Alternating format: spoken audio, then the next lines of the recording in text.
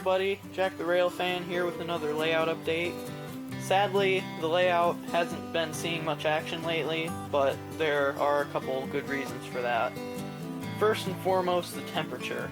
Michigan winters are pretty bad most of the time, especially January, and we're just entering February now, so it's very cold outside, and some of that cold temperature is coming in through the ceiling, since my dad is working on the upstairs of the house, the attic, to turn it into a bedroom where there will be a shelf for running trains around the whole room. And eventually, hopefully, I get to make a bunch of videos about that too. But for now, this layout isn't working because the cold temperatures, obviously the transformer fan motor takes a little bit to actually warm up and spool up to normal operating speeds because of how cold it is. Also, my legacy SD70 Ace, its fan motor in its smoke unit has been buzzing a little bit and having a little trouble starting up when it's especially cold outside that night.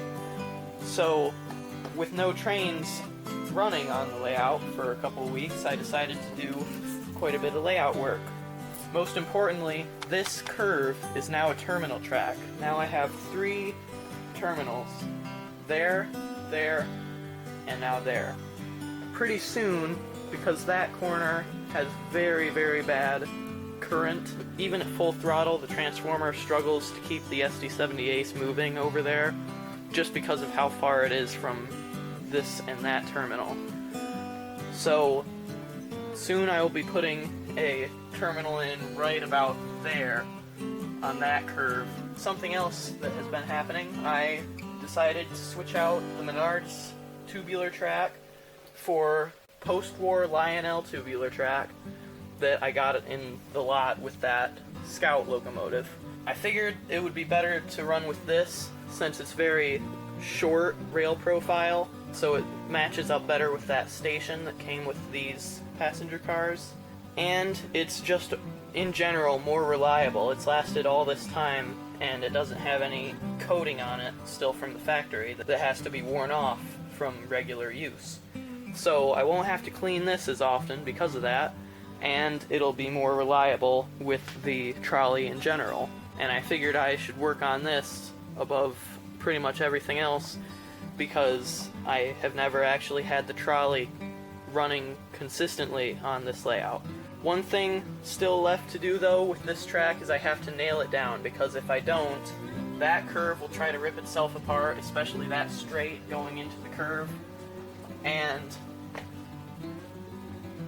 this and that terminal track from the rest of the thing, because over there it's very heavy.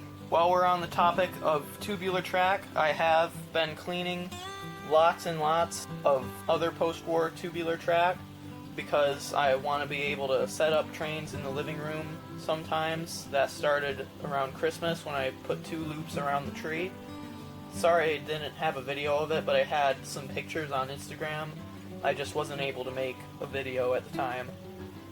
Secondly, I've been preparing to work on this old engine. I don't know at all who made it or what kind of engine it's supposed to be. I don't know exactly how it works, but I'm figuring it out so I can fix it. This direction switch is missing, all the wires are gone, and it's supposed to be powered by a C battery.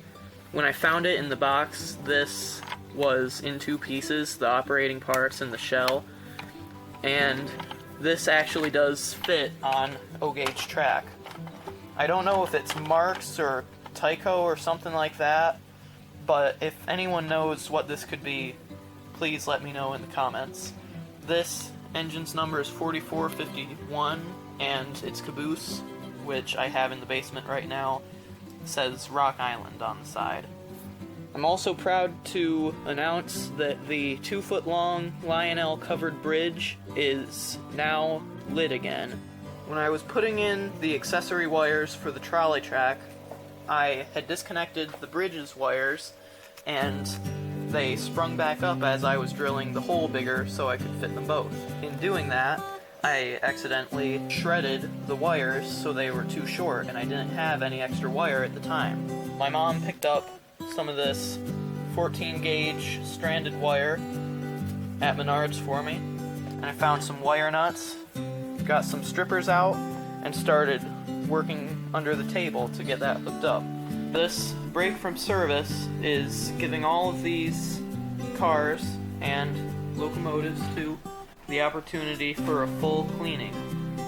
I am wiping them down with warm water and drying them with microfiber cloths and cleaning all the wheels with washcloths because I don't want to use up all the Q-tips. These wheels, most of these freight cars' wheels were so dirty, they had a visible layer in some places of carbon buildup. It was just pure black. So now all these cars that you see here are clean. These two passenger cars and the observation car comes next, along with the dump car and the New York Central Gondola. Another exciting development, my Model Power Santa Fe F3 diesel now has KD scale couplers. There was an estate sale across the road, and I got a whole box of KD couplers and installation equipment. So I can now pull this beautiful freight car. I found this in the glove box of a truck that hasn't run in a long time. This is a 1946 Varney, Illinois Central ice reefer. This car, I've seen cars almost exactly like this online that go for about $20 to $25, but none of them have this exact paint job. This one, the big diamond logo is right here instead of over here, and I haven't found any others like that. One of this car's trucks came off because the plastic that the screw went into to hold it on got brittle from age, but the rest of the car is in excellent shape. This side has a little bit of rust around the very top edge, but this side is incredibly well preserved. And I'm very happy to have a car like this in my collection. So that'll be it for this layout update. Remember to leave a like and subscribe for more, and hit the notification bell so that you get notifications whenever I upload a video. And I'll see you in the next video. Bye!